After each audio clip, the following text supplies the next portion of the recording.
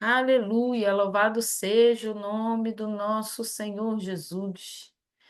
Mais um dia, mais uma semana, depois de uma semana de descanso, a gente teve na final de semana retrasado eventos na igreja, conferência de mulheres, foi um tempo maravilhoso. Ontem um culto, uma adoração, tempo de adoração que nós demos ao Senhor. Para você que é novo aqui, que está começando a acompanhar a gente, nós somos a Igreja Tábuas da Lei na Flórida, Stones of Law. Temos a igreja também no Brasil, em São Paulo. E nós estamos aqui com a missão de estudar o Evangelho de João. Já estamos com uma playlist bem grande no YouTube. E eu quero pedir você que você compartilhe com outras pessoas. Você é bem-vindo. Nós já estamos no capítulo 19 de João. Hoje eu tentei, mas assim, a gente vai melhorar. Minha câmera ainda é a câmera do computador, então fica bem embaçado. Mas eu estou usando uma camisa que tem a cruz, porque nós vamos falar sobre a crucificação do Senhor hoje. Um tempo, a cruz, onde era motivo de vergonha, hoje é o símbolo do cristianismo, é onde nós temos a nossa esperança, onde nós temos a concretização das profecias, onde o Cordeiro vivo foi imolado por nossos pecados.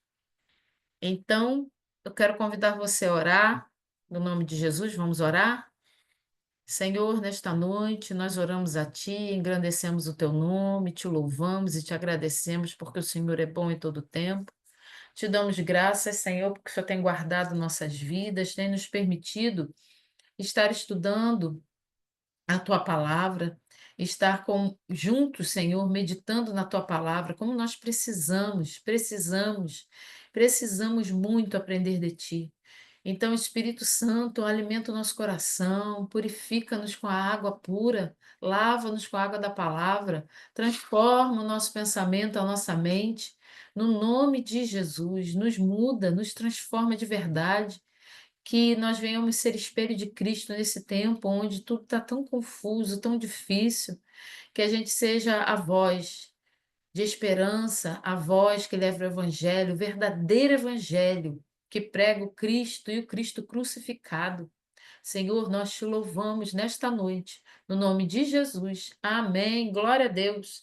Evangelho de João, capítulo 19, nós chegamos na crucificação. Chegamos no momento esperado de todo o cristianismo, o momento em que nós vamos ver o cordeiro ser imolado, o cordeiro puro ser entregue, sacrifício vivo, por minha vida, por sua vida, por nossos pecados, para perdão dos nossos pecados. Ele será crucificado, mas isso hoje, o que era motivo de vergonha, hoje é o símbolo da nossa salvação.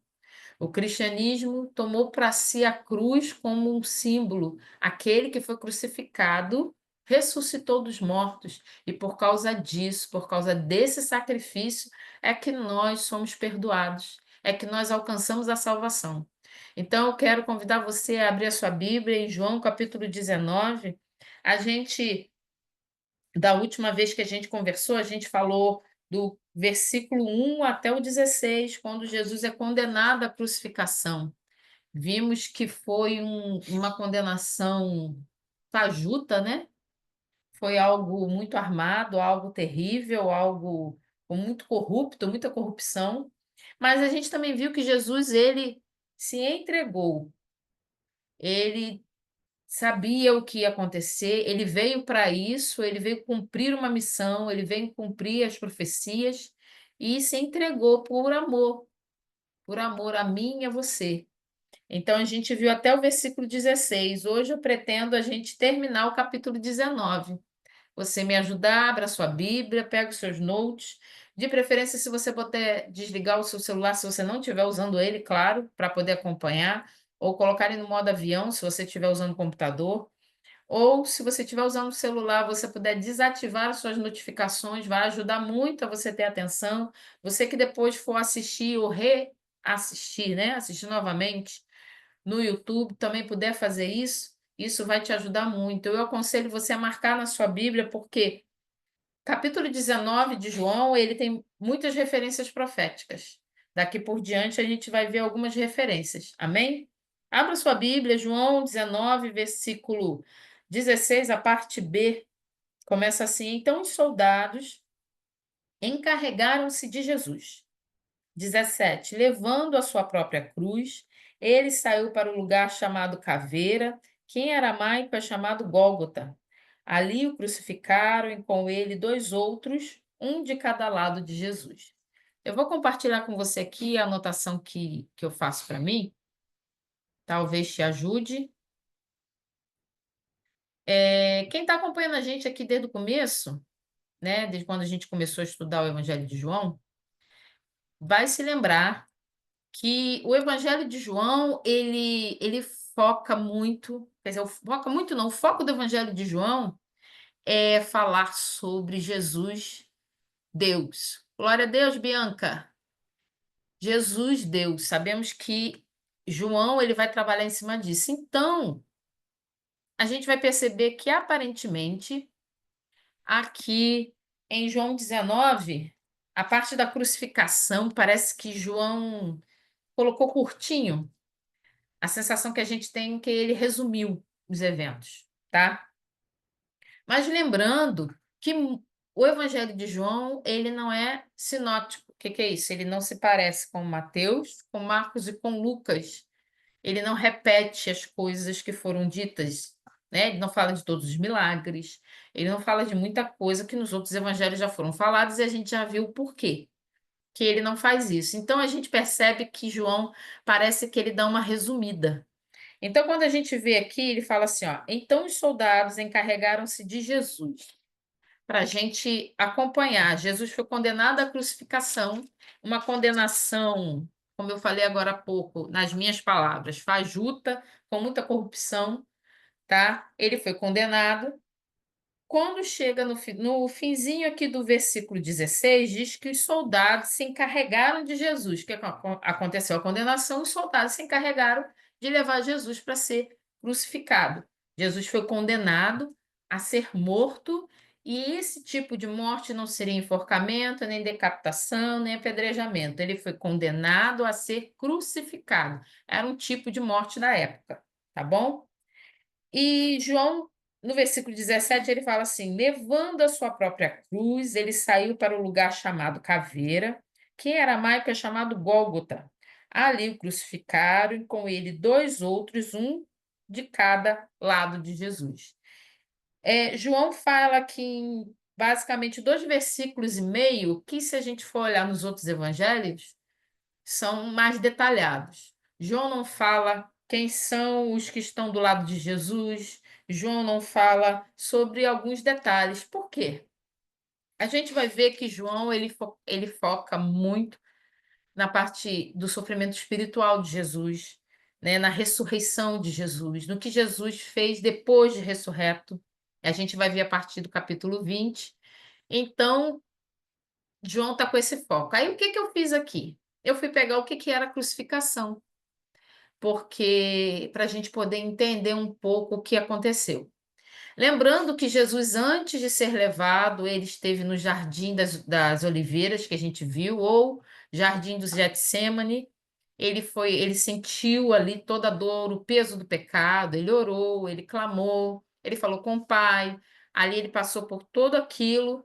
Então a gente tem que lembrar que Jesus já estava sentindo o peso do pecado já antes de ser crucificado.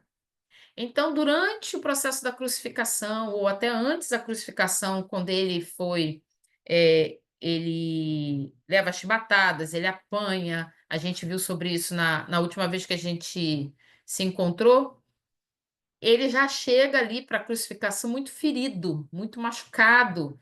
A gente viu qual era o tipo de utensílio que os romanos usavam para torturar Jesus, que eles usaram para torturar Jesus, falando sobre a roupa e tal, tudo aquilo que estava acontecendo. Então, eu quero que você tenha em mente que Jesus ele não foi para a crucificação, ah, em seu corpo saudável, tá? Ele estava totalmente esfolado, ele estava machucado. Com isso, ainda tinha sobre ele todo o peso espiritual dos nossos pecados, porque foi exatamente para isso e por isso que ele foi crucificado. Ele não foi crucificado para entrar para a história, para o pessoal falar sobre ele, porque ele foi humilhado, porque ele foi traído. Não, Jesus foi crucificado porque ele se entregou por nossos pecados e para que nós pudéssemos ser salvos através desse sacrifício. Então foi na cruz, tá? Então o que que era a crucificação? Eu fui procurar saber o que que era a crucificação. A crucificação não foi inventada pelos romanos. Eu achava que tinha sido, tá, gente? Mas não foi. A crucificação era o modo mais cruel, humilhante e vergonhoso de pena de morte daquela época. Não se sabe exatamente como começou essa ideia de crucificar os condenados, mas desde a antiga Pérsia já se usava isso. O que que os romanos fizeram? Eles copiaram essa pena de morte, tá? Só que quem era cidadão romano não era condenado à crucificação, não podia ser condenado à crucificação. Os outros poderiam ser condenados à crucificação. Então, os romanos vão usar isso para aplicar essa crucificação como a mais alta pena de morte. Então você pensa, lembra que Barrabás é que ia ser crucificado, lembra? Ficou entre soltar um porque estava chegando a Páscoa. O que que acontece? Eles escolhem soltar Barrabás. Jesus vai carregar uma cruz que não estava preparada para ele. Lembra? Eles não tinham preparado uma cruz, foi tudo muito às pressas, a gente viu o porquê já. Estava chegando o sábado, então eles queriam condenar Jesus rápido, foi pela madrugada, foi no apagar das luzes que a gente fala, tudo muito escondido. A cruz não tinha sido preparada para a altura de Jesus, porque ele tinha sido julgado corretamente, ou que fosse, não estava preparado, então era para Barrabás.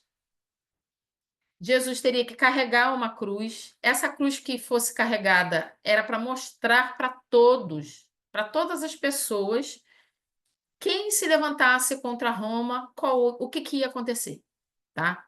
Então, além de Jesus, tinham mais dois bandidos, dois condenados, que estavam sendo crucificados.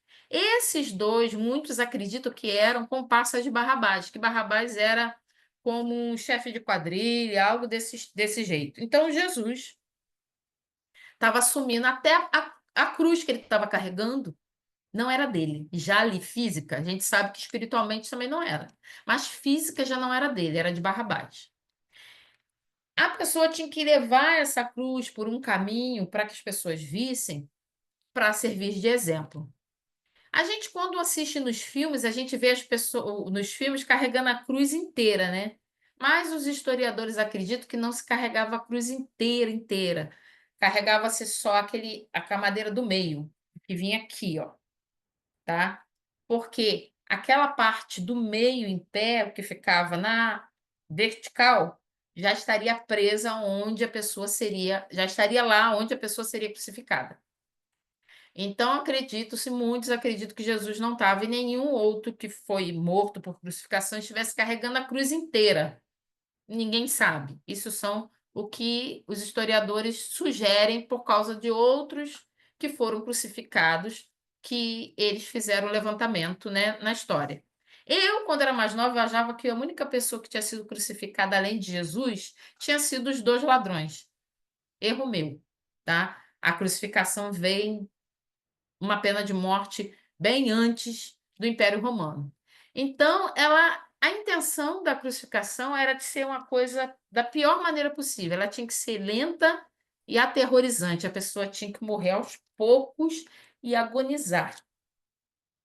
As mãos e os pulsos eram pregados na madeira com grandes cravos de metal. Eles eram amarrados e era colocados cravos nas mãos para que manter a sustentação ali. Os pés ficavam um pouco apoiados assim numa tábua, mas ao contrário do que a gente imagina, o cravo não era no peito do pé, na realidade ele era do lado, à altura do calcanhar. Então os cravos eram enfiados dessa forma e o pé ficava num pedacinho de madeira bem pequeno, só para dar um equilíbrio para a pessoa poder ficar um tempo ali em pé e crucificada ali. Então, eles recebiam cravos que iam passar na altura do calcanhar, não era no peito do pé, tá? Se você pegar o seu calcanhar, tem uma parte dele assim que parece que tem do que é meio um buraco assim, que é molinho. Então acredita-se que passava ali. Inclusive tem um museu, não sei se é na Inglaterra ou se é em Israel, que eles encontraram um osso de um calcanhar com um cravo enfiado dessa maneira, tá? De alguém que morreu com essa pena de morte. Então, a vítima ali, o condenado, ele ficava sangrando e sentindo uma dor inexplicável. Por causa disso, a pessoa que era crucificada, ela ficava totalmente debilitada, o seu corpo não aguentava, a gravidade dificultava para ele respirar, porque tinha a madeira embaixo do pé, mas a intenção não era sustentar aquilo de verdade. Lembra que Jesus já estava ferido, já estava com o corpo esfolado, já tinha sofrido muito. A ideia não era que ele conseguisse sustentar muito. Então, com os braços presos assim, o corpo pesava, né? Cansado, ele tendia a fazer assim.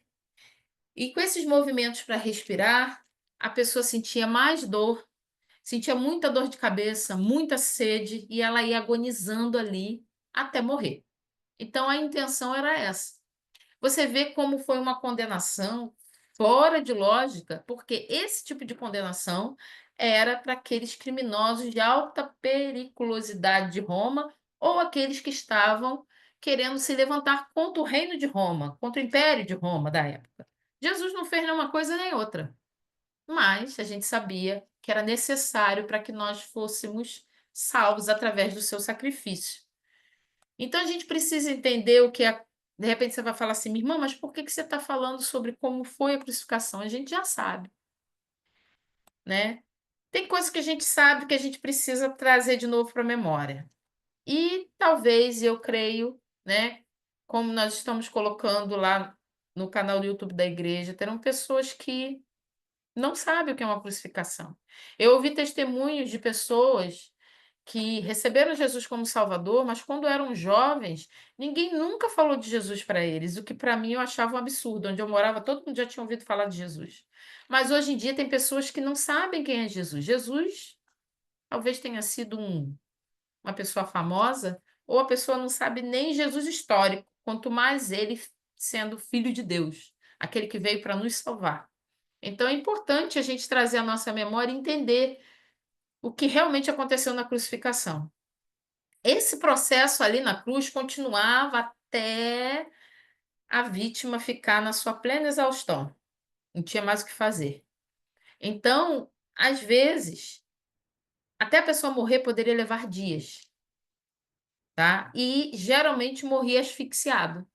Ele ficava sem comer, sem beber, ali exposto o corpo, com aquelas feridas todas, até que ele morresse.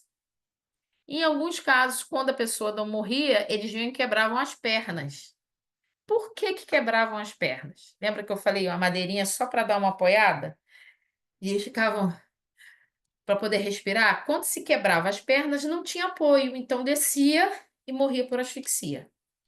Então, essa era a ideia, e era desse jeito que funcionava a crucificação. A gente tem na nossa cabeça, eu também tinha, né? A maioria das pessoas devem ter, se pensam como eu pensava, que a cruz ficava num tamanho alto, né? Nossa, a cruz lá em cima, assim, uma madeira bem alta e Jesus lá em cima. Na realidade, a cruz não era muito alta do chão. Os pés não ficavam muito distantes do chão, não era algo muito alto. Inclusive, poderia acontecer, em muitos casos acontecia, dos cães virem lamber o sangue que caía ali, tentar atacar o corpo da vítima. Então, não era tão baixo, mas também não era tão alto. Não era aquela coisa lá muito. Eu imaginava que era mais alto que um homem adulto, né? Fosse uma madeira bem alta e lá do meio da madeira para cima a pessoa ficasse ali crucificada. Mas na realidade os pés da pessoa não estavam tão longe assim do chão, porque existem registros históricos de cães que ficavam em volta lambendo o sangue. E foi exatamente assim que aconteceu a crucificação de Jesus. Jesus vai carregar a própria cruz, diz aqui. Vamos lá, voltando. Agora que a gente entendeu o que está acontecendo, como Jesus, tá? Porque a gente precisou voltar, porque João, né? A gente viu que ele não dá os detalhes. Então, os soldados encarregaram-se de Jesus, levando a sua própria cruz. Lembra que levar a cruz era para servir de exemplo. Ele saiu para um lugar chamado Caveira, que em aramaico é chamado Gólgota. Ali o crucificaram e com ele dois outros, um de cada lado de Jesus. Esse lugar, o Calvário, existem alguns que dizem que se sabe exatamente onde é, outros dizem que não sabem onde é. Independente se eles estão certos, se se sabe ou se não sabe, Jesus foi crucificado em um lugar chamado Calvário ou Gólgota, dependendo do idioma que estava falando, tá? Porque lembre-se que lá, naquela época, se falava latim, grego e hebraico. Então, a gente vai ver três idiomas. A gente vai ver mais na frente, que vai estar escrito em três idiomas. Então, provavelmente, João, quando escreve aqui, ele quer que as pessoas entendam onde era. Quando ele fala aqui, ó, ele saiu para um lugar chamado Caveira, que em aramaico é chamado Gólgota. Ali o crucificaram e com ele dois outros, um de cada lado de Jesus. Pilatos mandou preparar uma placa e pregá-la na cruz com a seguinte inscrição: Jesus Nazareno, o Rei dos Judeus. Então, Jesus foi levado para ser crucificado fora, fora da cidade. No versículo 17, quando a gente fala assim, ó, levando a sua própria cruz, ele saiu para o lugar. Esse saiu significa que ele saiu da cidade de Jerusalém, saiu dos muros. Isso também cumpre profecias do Antigo Testamento. Segundo o costume judaico, as execuções tinham que ser fora dos muros da cidade. Vá lá em Levítico 24, na sua Bíblia. Levítico capítulo 24. Então, Jesus não foi crucificado dentro de Jerusalém, tá? Ele foi fora. Quando fala saiu, saiu da cidade. Então, Jesus carregou a sua cruz até o lado de fora da cidade, lá no Calvário. Levítico 24. 24, versículo 14. Leve o que blasfemou para fora do acampamento. Todos aqueles que ouviram colocarão as mãos sobre a cabeça dele e a comunidade toda o apedrejará. Esse aqui fala sobre o castigo de blasfêmia. Lembra que Jesus estava sendo acusado pelos sacerdotes, pelos escribas lá, de blasfêmia, por ele ter se comparado a Deus? Então, ele não poderia ter sido crucificado. O que eles teriam que ter feito se fossem seguir a lei? Eles levariam Jesus para o lado de fora, né? Se Jesus fosse condenado, realmente provado, teria que ter testemunha, também teria que ter todo um processo. Se caso fosse, a condenação correta seria a morte por apedrejamento, que é o que a gente viu aqui, ó, versículo 14. Todos aqueles que ouviram colocarão as mãos sobre a cabeça dele e a comunidade toda o apedrejará. Jesus não foi apedrejado, né? Ele foi crucificado, mas ele foi morto fora da cidade. Versículo 23 aí desse capítulo diz assim, ó: Depois que Moisés falou aos israelitas, levaram o que blasfemou para fora do acampamento e o apedrejaram. Os israelitas fizeram conforme o Senhor tinha ordenado a Moisés. Jesus estava sendo, segundo, né, os judeus, ele estava sendo acusado por crime de blasfêmia. Por isso, ele estaria sendo morto fora da cidade. Seguindo lá, volta lá em João. João, capítulo 19, versículo 19. Pilatos mandou preparar uma placa e pregá-la na cruz com a seguinte inscrição: Jesus Nazareno, o Rei dos Judeus. Muitos dos judeus leram a placa, pois o lugar em que Jesus foi crucificado ficava próximo da cidade, e a placa estava escrita em aramaico, latim e grego, três línguas, né? Para que todos que passassem conseguissem entender o que estava escrito ali. 21. Os chefes dos sacerdotes dos judeus protestaram junto a Pilatos: não escreva o rei dos judeus, mas sim que esse homem se dizia rei dos judeus. Pilatos respondeu: o que eu escrevi, escrevi. O que que eles fizeram? Olha, não coloca aí que ele é, diz que ele se diz ser. Pilatos falou assim: esse é problema meu, o que eu falei, o que eu escrevi, escrevi. Não vou mudar isso, não. Jesus é levado ali, ele leva a sua própria cruz e se entrega para ser crucificado por nossos pecados. Esse aqui, apesar de ser um momento muito dolorido e muito triste, porque uma cena de um inocente morrer por um culpado já é terrível. O Filho de Deus entregar a sua vida morrendo por causa dos meus pecados, dos nossos pecados, também é terrível. Mas, ao mesmo tempo, é o momento onde todo principado, toda potestade, Satanás e tudo será destronado. É a hora que apaga a nossa dívida. É a hora que Deus interfere na história. Jesus interferiu na história da humanidade, entregando a si mesmo inocentemente para que a nossa história fosse mudada. Então, Jesus é crucificado por nossos pecados. Ao mesmo tempo que é terrível um inocente pagar por um pecador, por um culpado, é a hora em que nós recebemos a nossa vitória. É a hora em que Jesus vence a morte, destrona tudo, toda escrita de dívida que estava contra nós. É a hora que ele paga tudo. Ele bebe o cálice que o pai estava preparando para ele. Lá no quando Pedro, né, e fala para ele assim: "Não, onde o senhor for eu vou. Se o senhor for preso eu serei. Não vai". E ele ali, Jesus fala para ele: "Por acaso eu não deveria beber o cálice que meu pai preparou para mim?" Jesus bebe do cálice da ira de Deus no nosso lugar. É nesse momento aqui em que a nossa escrita de dívida é paga. A crucificação de Jesus entre dois criminosos, a gente vai ver aqui, daqui em diante, que muita coisa que vai acontecendo se encaixa perfeitamente em salmos, em profecias do Antigo Testamento. Por exemplo, diz aqui que Jesus foi colocado entre dois criminosos. A gente viu que tinha Jesus e um criminoso em cada lado. Vai lá em Salmos 22.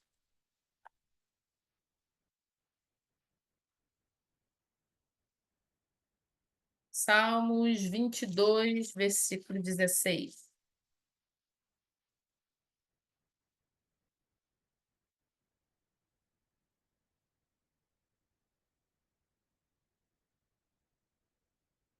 Salmos 22, 16. Cães me rodearam, um bando de homens maus me cercou, perfuraram minhas mãos e meus pés. Lembra que eu falei que era comum os cães ficarem próximos à cruz por causa da altura, né? E também o sangue ali escorrendo. Um bando de homens maus me cercou, quer dizer, Jesus estava entre dois bandidos, perfuraram minhas mãos e os meus pés. Davi aqui escreve algo que esse Salmo 22, ele é profético, tem muita coisa do Salmo 22 que aponta para a cruz. Por exemplo, em João não fala, mas todos nós conhecemos quando Jesus fala, né? Deus meu, por que me abandonaste?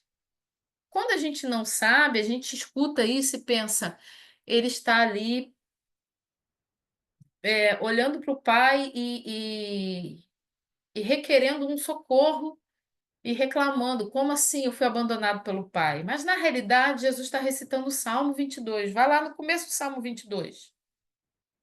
Diz assim: meu Deus, por que me abandonaste? Por que estás tão longe de salvar-me, tão longe dos meus gritos de angústia? Davi, quando escreve o Salmo 22, com certeza ele não tinha noção. Ele não sabia que era profético relacionado ao Messias que viria e seria morto na cruz por nossos pecados. Jesus ali, ele recita o início do Salmo 22 e a gente vai ver que muita coisa aqui vai começar a acontecer. Vai lá em Isaías 53. Está em Salmos, Isaías 53, versículo 12. Um pouquinho mais à frente,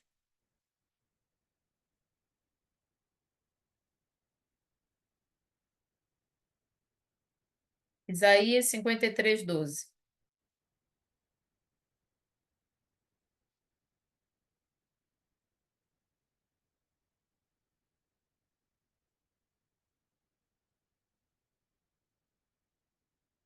Diz assim: Por isso eu lhe darei uma porção entre os grandes, e ele dividirá os despojos com os fortes, porquanto ele derramou sua vida até a morte. E foi contado entre os transgressores, pois ele levou o pecado de muitos e pelos transgressores intercedeu. Esse versículo 12, ele é cumprido ali no momento da crucificação. Por quê? Fala aqui, ó, e ele dividirá os despojos com os fortes, porquanto ele derramou sua vida até a morte, e morte de cruz. Pilatos vai escrever ali, Jesus, o rei dos judeus. Ele escreve uma coisa que ele não sabia, né? Mas ele estava dizendo a verdade. O governador estava escrevendo que Jesus é rei. É o rei mais fora da realidade humana que a gente pode imaginar. É um rei que veio montado num jumentinho, que ensinou a servir, que entregou a sua vida, que não entregou a sua vida para que fosse pago a dívida de, de transgressão que ele não cometeu.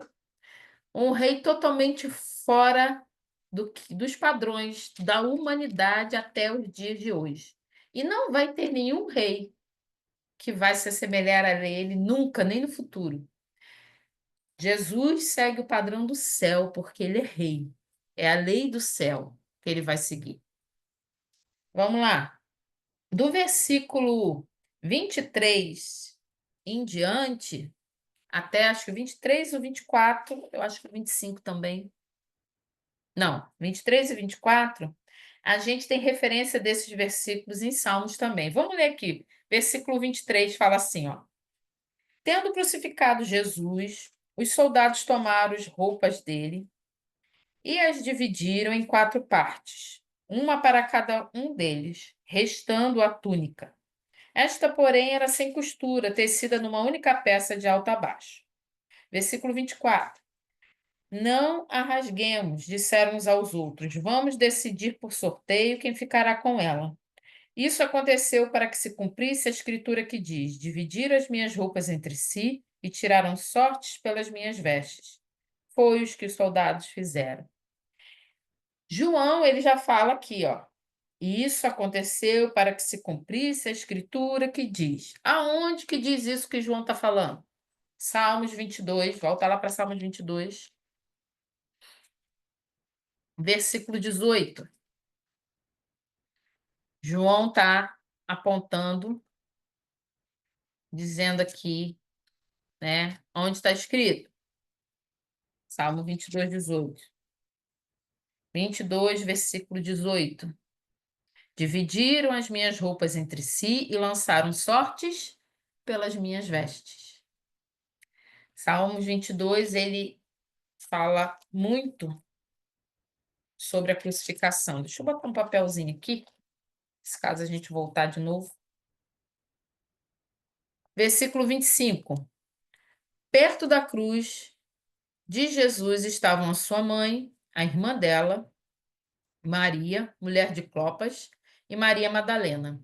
Quando Jesus viu sua mãe ali e perto dela o discípulo a quem ele amava, disse à sua mãe: Aí está o seu filho. E ao discípulo: Aí está sua mãe. Daquela hora em diante, o discípulo a recebeu em sua família. Coisa interessante aqui para a gente ver: existem coisas que aparecem em um único lugar na Bíblia. Por exemplo, perto da cruz de Jesus estavam sua mãe. João não diz qual é o nome da mãe de Jesus no livro. De João não tem. A gente só sabe que a mãe de Jesus se chama Maria por causa dos outros livros. Mateus, Marcos, falam que o nome da mãe de Jesus era Maria, mas João aqui ele não diz. Ele só diz que estava a mãe de Jesus ali. A irmã da mãe de Jesus também se chamava Maria. E ele diz que ela era mulher de Clopas. Essa observação aqui você não vai achar em mais nenhum outro lugar na Bíblia.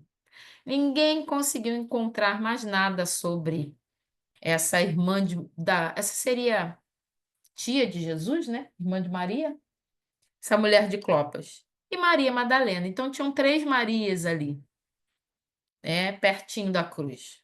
Quando Jesus viu sua mãe ali, perto dela, o discípulo a quem ele amava. A gente já viu que o discípulo a quem Jesus amava era quem? O próprio escritor do Evangelho de João, o próprio João, né? Ele se intitula o discípulo a quem Jesus amava. Coisa mais linda, né? Ele podia dizer isso. Jesus olha para João, esse discípulo, e diz assim: Olha, aí está sua mãe e aí está o seu filho. Mesmo nos instantes de morte, no instante que a morte ele está se entregando, no momento de dor, de humilhação, de tanto sofrimento, Jesus ainda se preocupa com Maria e pede para que João cuide dela. E ele diz aqui: naquele momento, ele recebeu Maria em sua família.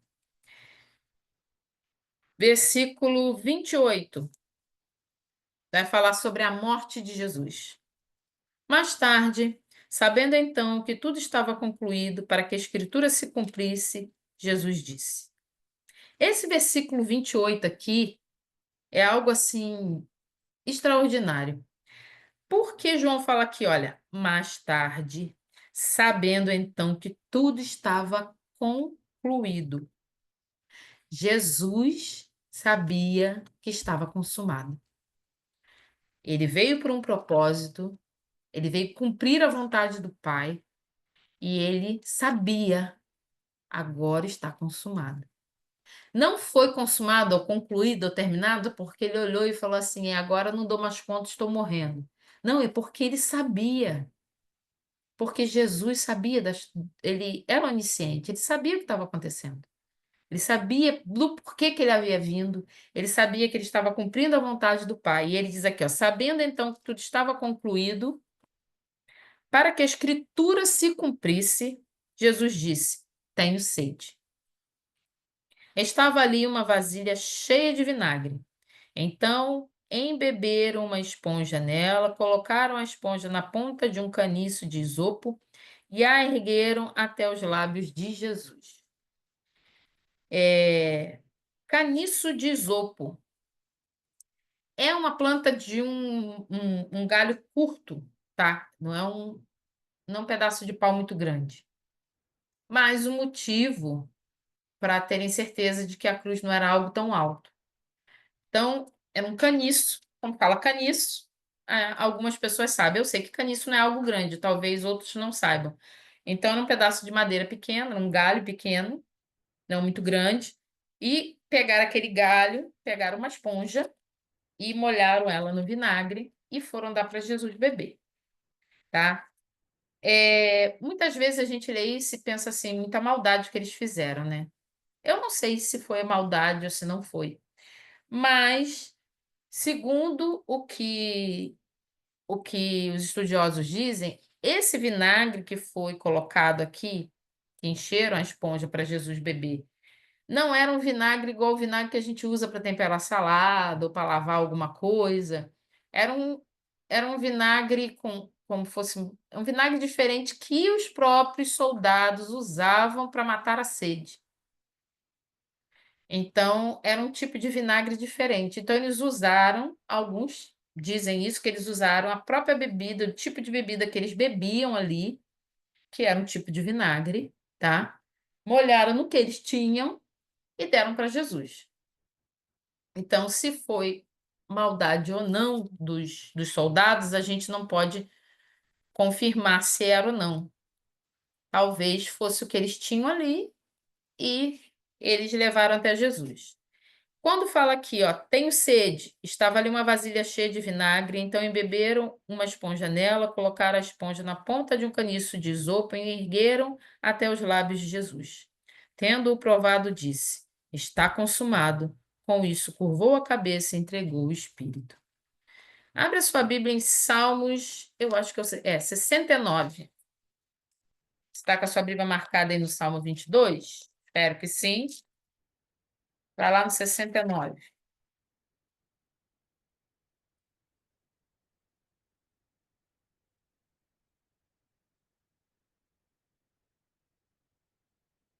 Versículo 21. Salmo 69, versículo 21. Puseram fel na minha comida e para matar-me a sede deram-me vinagre. Então, a gente não tem como afirmar se era maldade, se não era, mas eu creio que era cumprimento da profecia em Salmo 69, 21, onde o salmista fala: Para matar-me a sede deram-me vinagre. Voltando lá para João, João 19, versículo 30. Tendo-o provado, Jesus disse: Está consumado. Com isso, curvou a cabeça e entregou o espírito. É muito importante a gente ter em mente essa passagem aqui, ó. Entregou o espírito. A morte não conseguiu matar Jesus. A morte não levou Jesus. Os judeus não mataram Jesus. Os romanos não mataram Jesus. A falta de ar não matou Jesus. Ele entregou o seu espírito. Eles, como se a gente pudesse dizer, eu não sei se seria mais correto assim, teologicamente, né? Talvez se algum estudioso de teologia souber uma forma melhor, mas é como se ele se deixasse morrer. Ele entregou o seu espírito. Não foi a morte que chegou e tomou.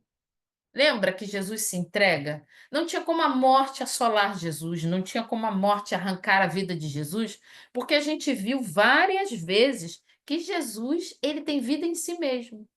Então é impossível a morte chegar e destruir Jesus. Ele dava ordem e a morte ia embora. Ele chamou Lázaro e Lázaro ressuscitou. E tantos outros, o filho da viúva de Naim, a Talita, quando ele chama, né? Levanta. Então, Jesus, ele tinha vida em si mesmo. Então, era impossível que a morte o fizesse morrer, que a morte chegasse até ele e arrancasse a vida dele. Então, quando fala aqui, curvou a cabeça e entregou o espírito. Talvez você vai dizer assim, tá, mas por que que é tão importante? É muito importante a gente saber que a vida e a morte pertencem a Jesus. Ele vence a morte na cruz. Ele morre porque ele se entrega. E depois a gente vai ver que ele ressuscita dos mortos. Essa vitória que ele teve na cruz, ele deu a todos aqueles que nele crê. Então, aquele que crê em Jesus, ele vence a morte. Ele não vai viver na morte para sempre. Ele não vai viver na morte. Ele não vai estar na morte para sempre. O que nós entendemos como morte não é não estar mais nesta vida aqui, nesta terra, quando o nosso corpo descer à sepultura. O que nós entendemos como morte, e existe a morte espiritual, é estar separada do Senhor. E além de nós não estarmos separados do Senhor, vai ter um grande dia onde os mortos ressuscitarão. Teremos novo corpo, como diz a palavra. Então, essa vitória de Jesus na cruz, ele deu a nós. Ele venceu a morte, por isso nós venceremos a morte. Meu irmão, então eu não vou morrer? Talvez. Mas se o nosso corpo morrer, nós cremos que nós veremos o nosso Senhor Jesus. E num grande dia, que será breve, nós ressuscitaremos. Aqueles que estiverem mortos ressuscitarão como Paulo fala lá em Tessalonicenses. Então é importante a gente entender isso. Por que que é importante entender isso? Por que que mártires não têm medo da morte? Porque amam e creem em Jesus, porque sabe que a vida é muito mais daquilo que a gente vê. Que a vitória que Jesus adquiriu na cruz por mim e por você, nos foi entregue. Então eles não têm medo da morte. A morte não é o fim para quem crê em Cristo. Se você não crê em Cristo, ou se você crê em Cristo, mas ainda tem medo da morte, nós não devemos temer a morte, porque a morte não vence aquele que está em Cristo Jesus, porque Cristo Jesus tem vida em si mesmo. Então aqui ele entrega o seu espírito. Versículo 31. Era o dia da preparação, e o dia seguinte seria um sábado especialmente sagrado. Como não queriam que os corpos permanecessem na cruz durante o sábado, os judeus pediram a Pilatos que mandassem quebrar as pernas dos crucificados e retirar os corpos.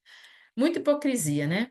Olha, amanhã é sábado, é dia santo, a gente não pode deixar esses corpos tudo aí exposto, porque a gente vai celebrar a Páscoa. Tem que dar um jeito desse pessoal morrer logo. Faz o seguinte, quebra as pernas, que eles vão sufocar, né? Morrer de asfixia e tira os corpos daí. Porque sábado é Páscoa, não pode. Mas pode matar inocente na sexta, mas no sábado não pode ter corpo exposto. Quantas vezes, né? Nós somos hipócritas.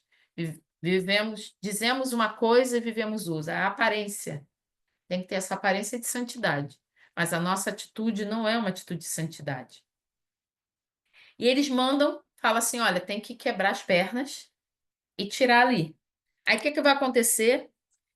Versículo 32. Vieram então os soldados e quebraram as pernas do primeiro homem que foi crucificado com Jesus e em seguida as do outro. Então Jesus estava no meio, tá? A gente viu que Jesus estava no meio. Quebraram a perna de um e de outro. Não foram na sequência. Agora a gente vai ver o que que acontece quando chega em Jesus. Mas quando chegaram a Jesus, constando que já estava morto, não lhe quebraram as pernas. Jesus já estava morto. Lembra que ele entregou o espírito? Em vez disso, um dos soldados perfurou o lado de Jesus com uma lança e logo saiu sangue e água. Aquele que viu isso, aquele que o viu, disso deu testemunho, e o seu testemunho é verdadeiro. Ele sabe que está dizendo a verdade, e dela testemunha para que vocês também creiam. Esse versículo 35 é João falando dele, como testemunha ocular disso aí, tá? Aquele que viu, disso deu testemunha. Ele está dizendo: olha, aquele que viu, eu que vi. Lembra que ele falou que o discípulo a quem Jesus amava estava ali de frente? Ele viu tudo isso. Então ele fala assim: olha, eu vi, eu sou testemunha ocular. Eu sei o que eu estou dizendo, eu estava lá. É isso que ele está dizendo aqui no versículo 35. No versículo 34, quando furam o lado de Jesus que sai água e sangue, isso comprova realmente que Jesus estava morto. Tem gente que olha assim, é um milagre sair água e sangue, mas pode acontecer da pessoa estar morta, perfurar e sair água e sangue. Aquilo ali comprovava realmente que Jesus estava morto. Isso é importante a gente entender, porque existem algumas viajadas, né, que as pessoas têm em dizer que Jesus não chegou a morrer. Ele foi sepultado desmaiado, ou estava em coma, inconsciente, ele não estava morto, ninguém constatou a morte dele, e depois ele, por isso que ele levanta, tá? Então não teria ressuscitado. Isso aqui comprova que Jesus estava morto. Versículo 36. Estas coisas aconteceram para que se cumprisse a escritura. Nenhum dos seus ossos será quebrado. Viu que não quebraram as pernas de Jesus. Aonde está isso que João está falando, que se cumpriu a escritura? Salmos 34. Volta lá para Salmos 34, versículo 20.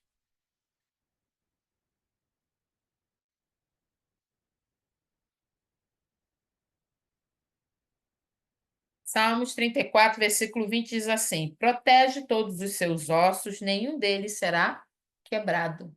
Então, João está se referindo a Salmos 34, 20. Ok? Voltando lá para João, versículo 37. E como diz a Escritura noutro lugar, olharão para aquele que transpassaram. Que noutro lugar é esse? Zacarias 10. Vai lá para Zacarias. Meu irmão, onde é que é Zacarias? Perto de Malaquias. É o penúltimo, acho que é o penúltimo livro.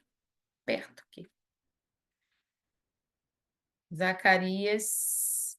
É, o penúltimo livro. Zacarias 10. Penúltimo livro do Antigo Testamento.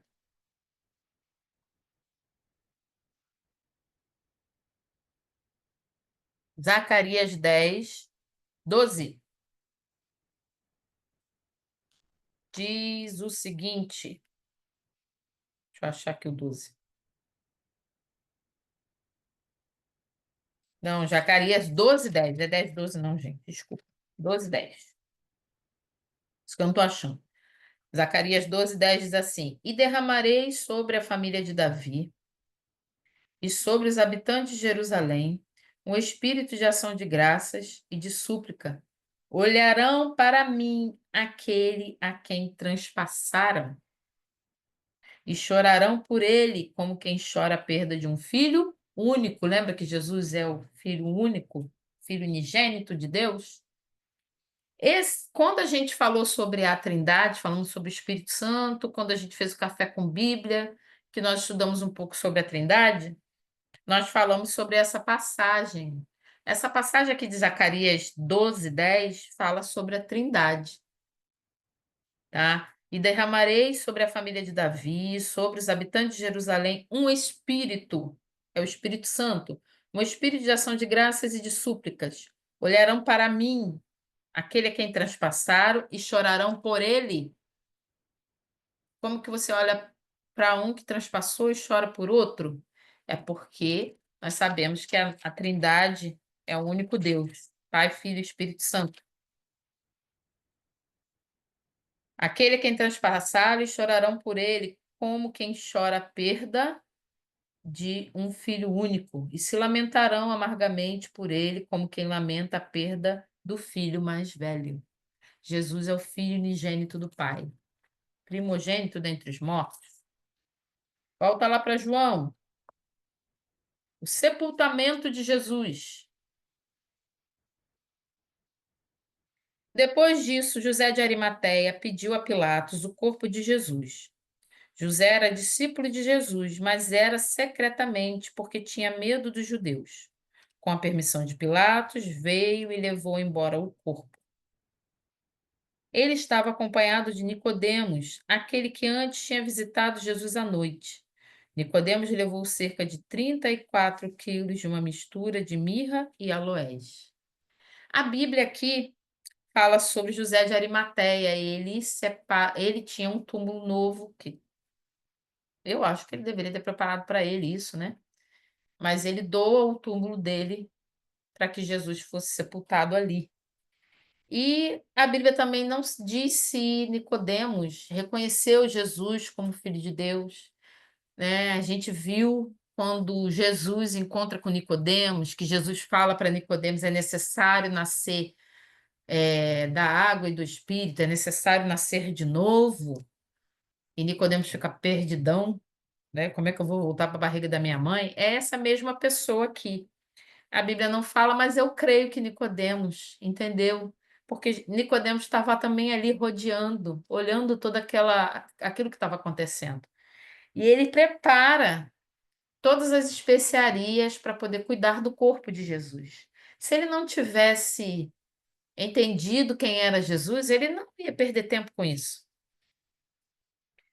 Versículo 39. Ele estava acompanhado de Nicodemos, aquele que antes tinha visitado Jesus à noite. Nicodemos levou cerca de 34 quilos de uma mistura de mirra e aloés. Não foi pouca coisa, né?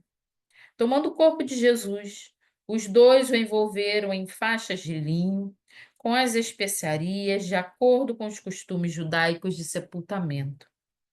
No lugar onde Jesus foi crucificado havia um jardim, e no jardim um sepulcro novo, onde ninguém jamais fora colocado. Por ser o dia da preparação dos judeus e visto que o sepulcro ficava perto, colocaram Jesus ali.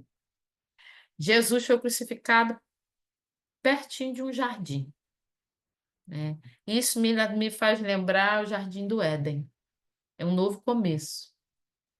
Aquele quando Adão e Eva pecam, que se escondem, que o pai chama, né? Que Deus chega e fala: Adão, onde é que você está? Ele diz: Eu me escondi. Que aparece, ele aparece nu, né? Ele aparece nu, não, ele diz que eu me escondi porque tinha vergonha porque estava nu e se cobriu com alguma coisa. Deus vai e usa uma pele de animal para cobrir. Para usar uma pele de animal, teve que matar o animal. Jesus foi crucificado próximo ao jardim. Estava apontando para o sacrifício de Cristo. Não, a gente não consegue, por nossos próprios recursos, nos vestir com as vestes espirituais corretas. Não é possível. Era necessário o sacrifício. E foi morto um animal ali para fazer a roupa, para vestir Adão e Eva. E aqui a gente vê que Jesus foi sepultado num jardim. Não é por acaso. E diz aqui que o sepulcro era um sepulcro novo. Vai lá em Isaías 53.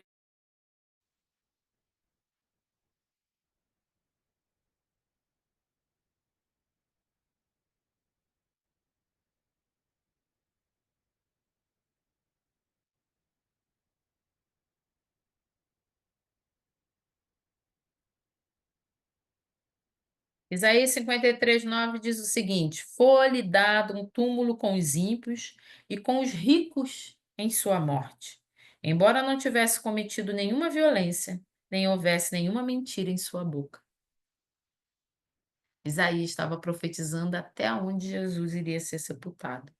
Era um sepulcro novo, como João disse ali. E para José de Arimateia ter um sepulcro é porque ele tinha dinheiro, ele não era uma pessoa sem recursos financeiros. Ele aqui, Jesus cumpre exatamente as escrituras. Deixa eu ver se eu tenho mais alguma anotação aqui, gente. Antes da gente, não. A gente já está terminando, porque está na hora.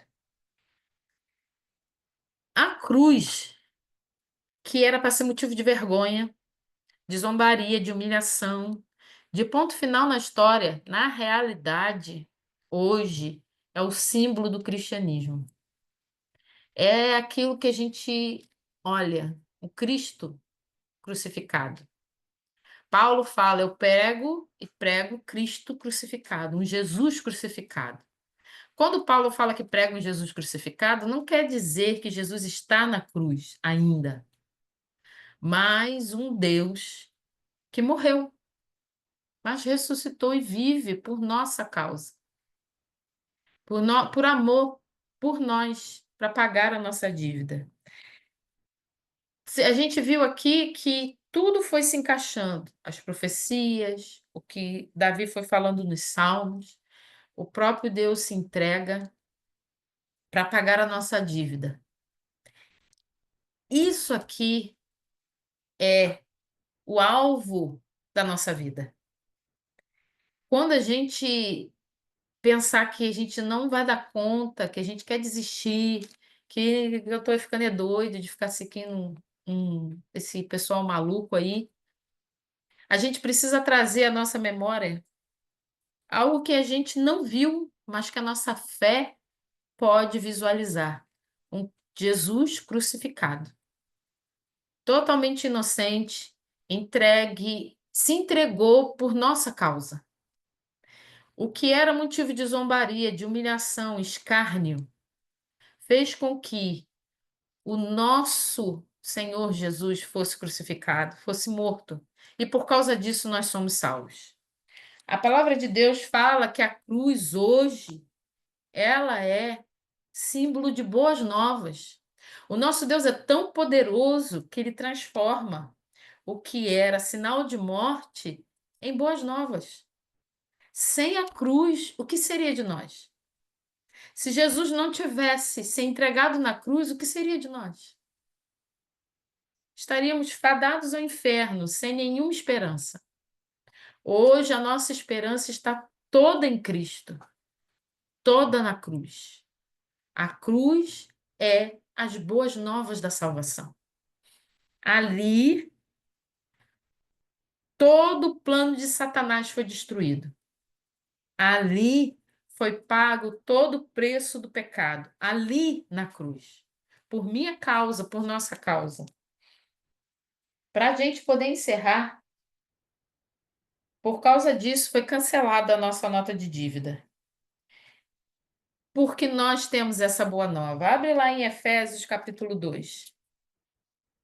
Você está em João, segue um pouquinho mais à frente. Abre a sua Bíblia em Efésios 2.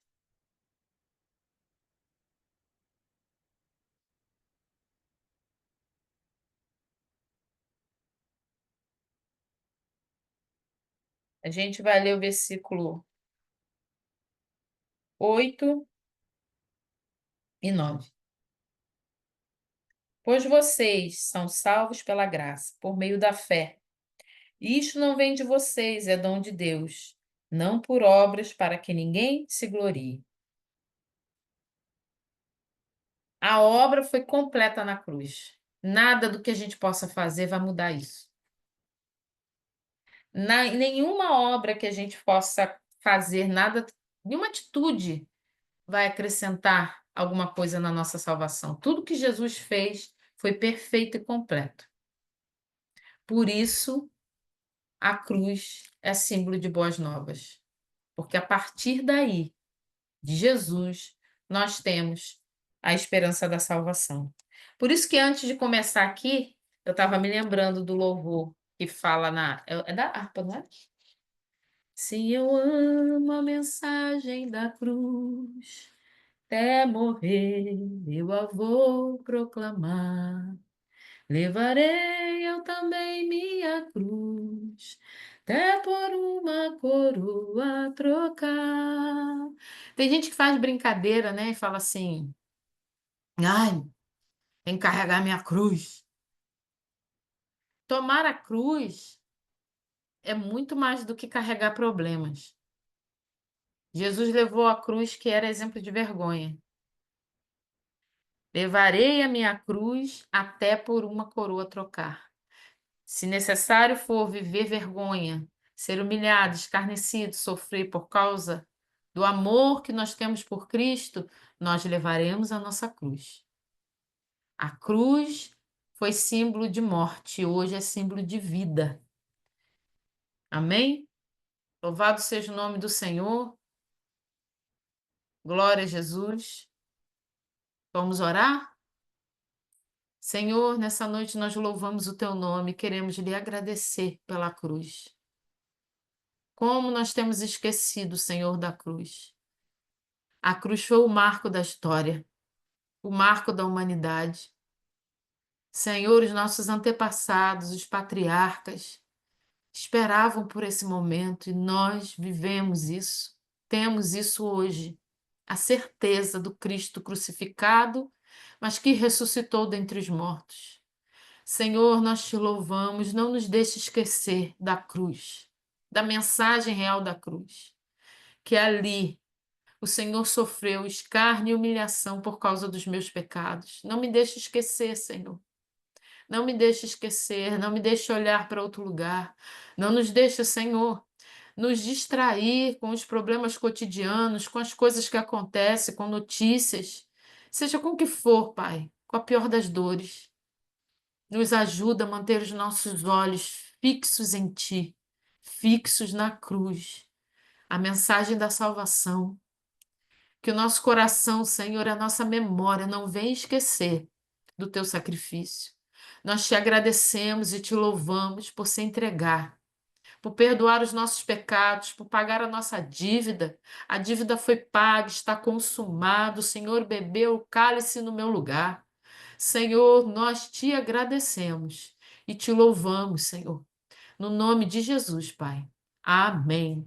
Gente, muito obrigada a Ana, Bianca, Diaconisa Célia, iPhone 13, eu acho que é a irmã Vera, Márcio, pastora Rose, Otávio, glória a Deus, louvado seja o nome do Senhor. Ah, glória a Jesus, estou muito feliz, muito feliz. Deus abençoe sua vida, que bom que você está aqui conosco. Pastora Simone, pastor Newton, presbítero Jones, aqui do ladinho. Gente, muito obrigada. Deus abençoe vocês. Tenham uma boa semana. Vamos ficar firmes, porque Jesus está voltando. Um beijo, fiquem com Deus.